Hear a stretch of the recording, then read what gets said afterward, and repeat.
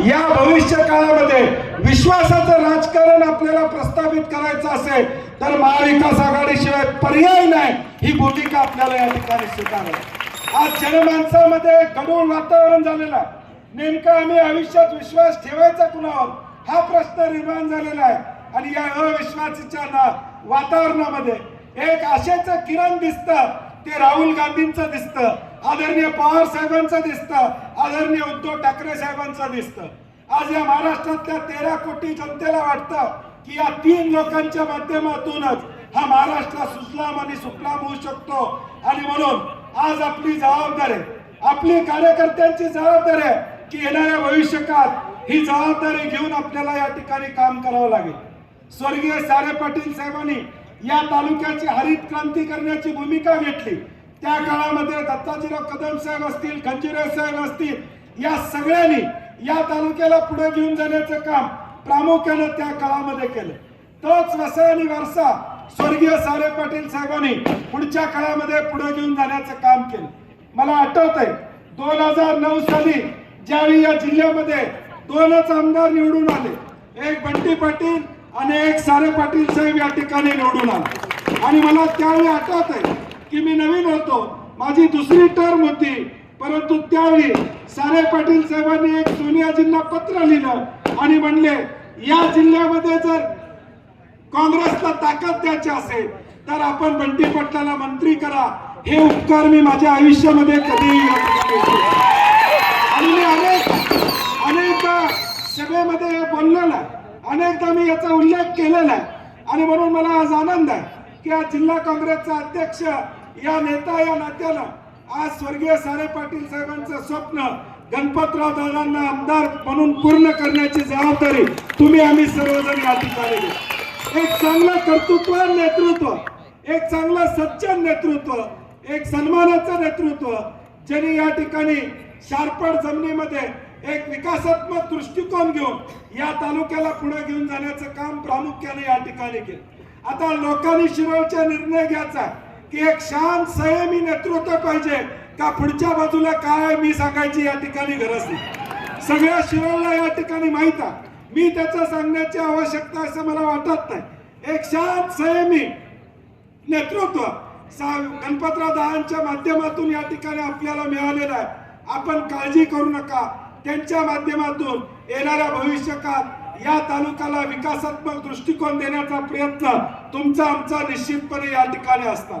अनेकदा चर्चा येते गणपतराव दादा संयमी आहेत, शांत आहेत, काय अडचण आली तर काय होणार, अडचण आली तर काळजी करू नका। या तालुक्यामध्ये तुम्हाला रात्री 12 वाजता कुठली अडचण आली तर बंटी पाटील तुमच्या पाठीशी काळजी करू नका। हे संयमाचं नेतृत्व असलं तरी आम्ही ज्या भूमिका या जिल्ह्यामध्ये राज्यामध्ये वटवतो, एकदा एक भूमिका घेतली तर त्या भूमिकेला राहणारा हा व्यक्तिमत्व या आपल्या जिल्ह्याला या ठिकाणी माहिती आहे। आणि म्हणून काळजी करू नका, स्टेजवर बसणारी सगळी मंडळी राष्ट्रवादीच्या असतील, शिवसेनेच्या असतील, आमच्या दलित संघटना असतील, या सगळ्या संघटना ताकदीने गणपतराव दादांच्या पाठीमागे या ठिकाणी आहेत। पुढच्या 15 दिवसामध्ये अनेकदा संघर्षाचा वेळ या तालुक्यामध्ये येणार आहे। मी आता येत होतो दादा, मला 5-6 फोन तालुक्यात आले की रात्री 12ला फोन चालू झालेत म्हणलं, 12ला काही ठिकाणी फोन यायला लागलेत। माझी सगळ्यांना विनंती आहे, काळजी करू नका। 12ला कुणाचा फोन आला तर 12:15ला मला कळवा, मी निश्चितपणे तुमची काळजी घेतो। तुम्ही टेन्शन घ्यायचं काम नाही, टेन्शन कुठलंही या ठिकाणी घेऊ नका। आज आम्ही काँग्रेस पक्ष म्हणून आपल्या पुढे या ठिकाणी आलो, छाती ठोकपणे आम्ही सांगतोय गणपतराव दादा काँग्रेस पक्षाचे उमेदवार या ठिकाणी आहेत। मग तुम्ही शिंदे सेनेचं तिकीट का घेतलं नाही, तुम्ही भाजपचं तिकीट का घेतलं नाही, हा माझा प्रश्न या ठिकाणी। तुम्ही तिकीट का घेतलं नाही हा प्रश्न या ठिकाणी आहे। का उद्या पुन्हा एकदा बदलायच्या दृष्टिकोनातून आघाडी घेतली का अशी शंका आमचे पत्रकार मित्र या ठिकाणी म्हणतात की पुन्हा बदलायसाठी अशा पद्धतीची भूमिका घेतली का। आणि म्हणून माझी विनंती आहे, जो एकनिष्ठ आहे, जे घराणं या काँग्रेस पक्षावर एकनिष्ठ आहे, त्या घराण्याला आपण या ठिकाणी मतदान करणार का। जे बदलतात भूमिका त्यांच्या बाजूने राहणार, हा निर्णय येणाऱ्या 20 तारखेला आपल्याला या ठिकाणी घ्यावं लागेल. ते चांगलं गणपतराव पाटलांच्या माध्यमातून त्याला चांगलं म्हणायचं असेल तर मतदान करण्याची भूमिका आपल्याला या ठिकाणी घ्यावी लागेल. हे मला मुद्दामून आपल्याला सांगायचं आहे. या तालुक्याचा इतिहास मोठा आहे. या तालुक्याला प्रचंड असा एक ऐतिहासिक वारसा या ठिकाणी. शिरोळ हे आमचं मुख्य गाव आहे, तालुक्याचं गाव आहे. माझी गणपतराव दादाला विनंती आहे, दादा तुम्ही आमदार होणार आहात, काळ्या दगडावरची पांढरी रेगा, काही अडचण या ठिकाणी नाही. तुम्ही आमदार झाला की या शिरोळ तालुक्यातलं पहिलं काम करायचं असेल तर ते शिरोळ गावातलं छत्रपती शिवाजी महाराजांच्या पुतळ्याचं काम आपल्याला हातामध्ये घ्यायचं आहे. हे मी आपल्याला नम्रपणे या ठिकाणी सांगतो. ती जबाबदारी आपल्याला घ्यावी लागेल. जिथं लागेल तिथं मी तुमच्याबरोबर आहे निश्चितपणे. आज उद्याच्या भविष्य काळात आज मालवणमध्ये आम्ही बघितलं छत्रपती शिवाजी महाराजांचा पुतळा, ज्या छत्रपती शिवाजी महाराजांना आम्ही आराध्य दैवत मानतो, त्यांच्या पुतळ्यामध्ये सुद्धा भ्रष्टाचार करायलाही कमी या ठिकाणी पडली नाही. 8 महिन्यामध्ये पुतळा कोसळतो. मुख्यमंत्री येतात म्हणतात वाऱ्याने या ठिकाणी पडला. मी तिथं भेट दिली, सकाळी गेलो, म्हणले पुढच्या घरचे राहणारे म्हणले साहेब कौला सुद्धा उडाली नाही तो आमच्या घरची, मग पुतळा कसा पडला? कौला सुद्धा उडाली नाहीत आमच्या घरची. म्हणजे जी माणसं छत्रपती शिवाजी महाराजांचा सन्मान राखू शकत नाही ती उद्या सामान्य माणसाला नाही या ठिकाणी काय देणार? ज्या बदलापूरमध्ये एका लहान मुलीवर अत्याचार झाला, तिची बाळंती नाही, 14 तास पोलीस स्टेशन मध्ये उभी होती, तिच्यावर गुन्हा या ठिकाणी त्या आरोपीवर करण्यात आला नाही. हे महाराष्ट्रामध्ये कधी या ठिकाणी घडलं नव्हतं. त्या संस्थाचालकाला वाचवायचं काम महायुतीच्या सरकारनं त्या ठिकाणी केलं. त्या मुलीवर अन्याय झाला, त्याचा हिशोब देण्याचं काम या महायुतीला येणाऱ्या भविष्य काळात या ठिकाणी करावं लागेल. आज आपण दिवाळी बघतोय, ताई गेले 2-3 दिवस झालं दिवाळी निमित्ताने मी अनेकांच्या घरात जातो. बरे 20-25 वर्ष अनेक कार्यकर्त्यांच्याकडे जात होतो. या दिवाळीला जरा वेगळं वाटलं. घरी गेलो, कुणी फराळच समोर ठेवला नाही. मला लक्षात आलं महागाई एवढी झालेली आहे की आता फराळ सुद्धा महाग झालेला आहे या दिवाळीला. म्हणजे पूर्वी करंजी हातात घेतली तर आज करंजीत खोबरं असायचं, आता करंजीत खोबरं सुद्धा राहिलेलं. म्हणजे एखाद्या घरात 10 पदार्थ दिवाळीचे व्हायचे ताई आता 5च पदार्थ व्हायला लागले या दिवाळीला. खऱ्या अर्थानं महागाईचा भडका हा दिवाळीमध्ये आमच्या स्वयंपाकघरात टाकण्याचं काम या महायुतीने या ठिकाणी केलेलं. एका बाजूला लाडक्या बहिणीचा उल्लेख त्या ठिकाणी झाला. लोकसभेमध्ये या महाराष्ट्रातल्या जनतेनं त्यांना दाखवून दिलं की सरकार काय असतं, तुम्ही काय कारभार करता. विदर्भापासून पश्चिम महाराष्ट्रापर्यंत महायुतीला धडा शिकवायचं काम या महाराष्ट्रातल्या जनतेने केलं. आणि मग लाडकी बहीण आठवा लागली, लाडका भाऊ आठवा लागला, रक्षाबंधन आठवा लागलं, भाऊबीज आठवा लागली. ह्याच्या आधी कधी रक्षाबंधन झालंच नव्हतं, भाऊबीज कधी झालीच नव्हती. आणि म्हणून माझी आपल्या सगळ्यांना विनंती आहे, हे सगळं सत्य आम्ही जे आपल्या समोर मांडतोय त्याचा विचार करू. पायाला या ठिकाणी पानं बांधा.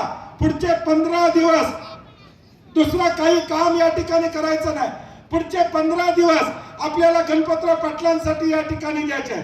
मग काँग्रेसचे कार्यकर्ते असतील, शिवसेनेचे असतील, राष्ट्रवादीचे असतील किंवा आमच्या अनेक इंडिया आघाडीच्या संघटना आहेत, या सगळ्यांच्या कार्यकर्त्यांना घेऊन गावागावापर्यंत या ठिकाणी पोहोचा.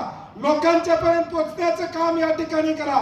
मतदाराला घरातून आणण्याचं काम त्या ठिकाणी करा. आता निवडणुका 70% मॅनेजमेंटवर झालेल्या आहेत, 30% कॅम्पेनिंगवर झालेल्या आहेत. मॅनेजमेंट काय तर मतदाराला मतदानापर्यंत घेऊन आणणं ही कार्यकर्त्याची जबाबदारी भविष्य काळात असणार.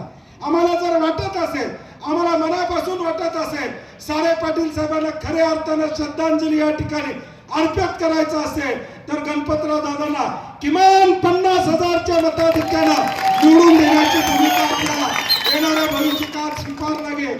या तालुक्यामध्ये आता दादा वारा फिरलेला आहे. परिवर्तनाचे वारे आम्ही सारे, परिवर्तनाचे वारे, परिवर्तनाचे वारे सारे जण आपण आदरणीय गणपतराव दादांच्या पाठीमागे राहूया. सुप्रियाताई आज या कार्यक्रमाला उपस्थित राहिल्या. अतिशय आनंद वाटतोय आम्हाला की आज महाविकास आघाडी म्हणून राष्ट्रवादी असू दे, शिवसेना असू दे, काँग्रेस असू दे, या जिल्ह्यामध्ये एकसंघपणे लढण्याचं काम आम्ही प्रामुख्याने या ठिकाणी करतोय. ठीक आहे, सीट वाटपापर्यंत आम्ही रस्सीखेच मध्ये या ठिकाणी होतो, परंतु शेवटी सीट वाटप झाल्यानंतर मी उल्हास पाटलांना बोलवून घेतलं. 2 तास त्यांच्याबरोबर बैठक केली, त्यांना समजून सांगण्याचा प्रयत्न केला. ज्या उद्धव ठाकरे साहेबांनी तुम्हाला मोठं केलंय त्यांच्या पाठीत खंजीर खुपसू नका, त्यांच्या पाठीत खंजीर खुपसू नका. आजचा काळ उद्या या ठिकाणी येईल, तुम्ही काळजी या ठिकाणी करू नका. ज्यावेळी गोकुळची निवडणूक होती त्यावेळी सुजित मिंचेकरांना उद्धव ठाकरे साहेबांनी सांगितलं गोकुळमध्ये घ्या. मुरलीधर जाधवाला या ठिकाणी घेण्यात आलं. त्यावेळी उद्धव ठाकरे साहेब तुम्हाला या ठिकाणी चालले, मग आता का चालत नाही हा माझा प्रश्न या ठिकाणी.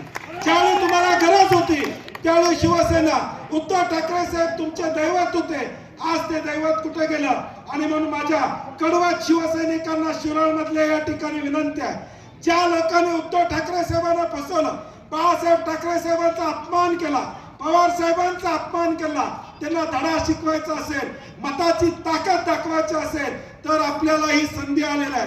जे गद्दार आहेत, ज्यांनी फसवलेलं आहे, ते आज आपल्याला फसवलं, उद्या तुम्हाला फसवायला या ठिकाणी मागे पुढे बघणार नाही. हे जर याचा सगळ्या गोष्टीचा विचार करायचा असेल तर येणारी 20 तारीख आपल्याला महत्वाची आहे. आणि म्हणून आदरणीय गणपतराव दादांना आपण ताकदीने निवडून द्या. पहिली सभा आहे त्यामुळे जास्त बॅटिंग करत नाही, अजून 2-3 सभा होणार आहे, त्या सगळ्यामध्ये जसा रंग चढेल तशी बॅटिंगला धार या ठिकाणी येणार. आता सुरुवात आहे, आता आपल्या पहिल्या 5-6 ओव्हर झालेल्या आहेत. 20-20ची मॅच आहे, अजून 15 ओव्हर आहेत, त्यामुळे भरपूर बोलायला आपल्याला थोडं शिल्लक ठेवलं पाहिजे.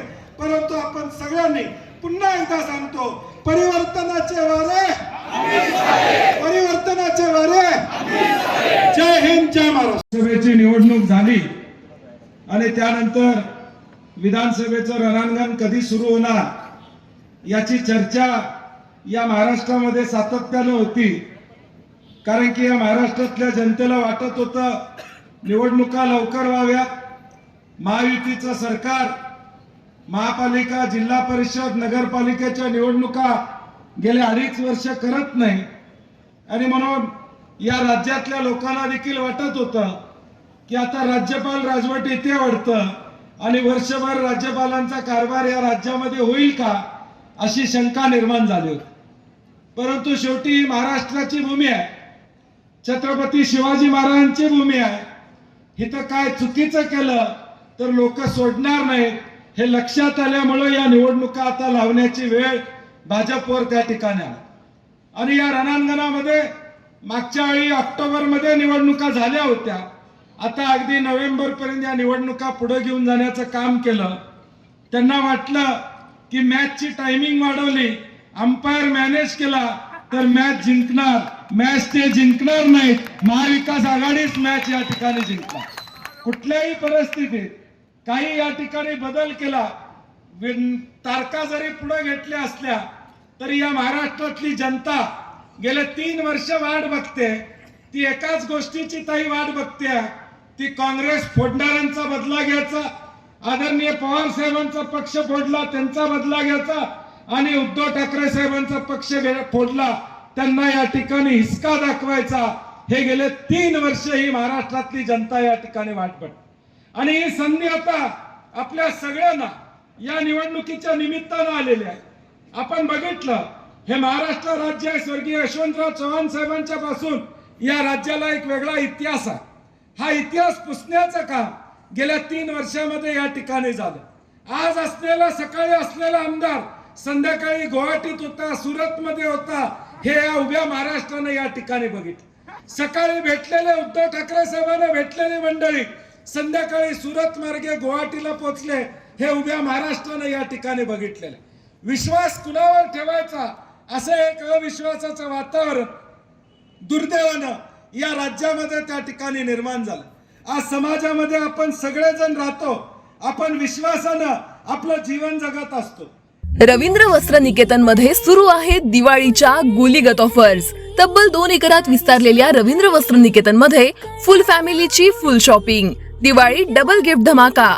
दिनांक 15 ऑक्टोबर ते 10 नोव्हेंबर पर्यंत 4500 रुपयांच्या पुढील प्रत्येक खरेदीवर हमखास गिफ्ट. 300 प्रकारच्या पैठणी, 1000 प्रकारच्या डिझायनर साड्या, 100 प्रकारचे ब्लाउजेस वर्क साड्या, 100 प्रकारच्या इरकली नारायणपेठ साड्या, 9वारी रेडीमेड पैठणी साड्या यासह आकर्षक व्हरायटी. मग वाट कसली बघताय? त्वरा करा. फॅशन वाली दिवाळी साजरी करायची फक्त रवींद्र वस्त्र निकेतन मध्येच. रवींद्र वस्त्र निकेतन, सलगरे व शाखा.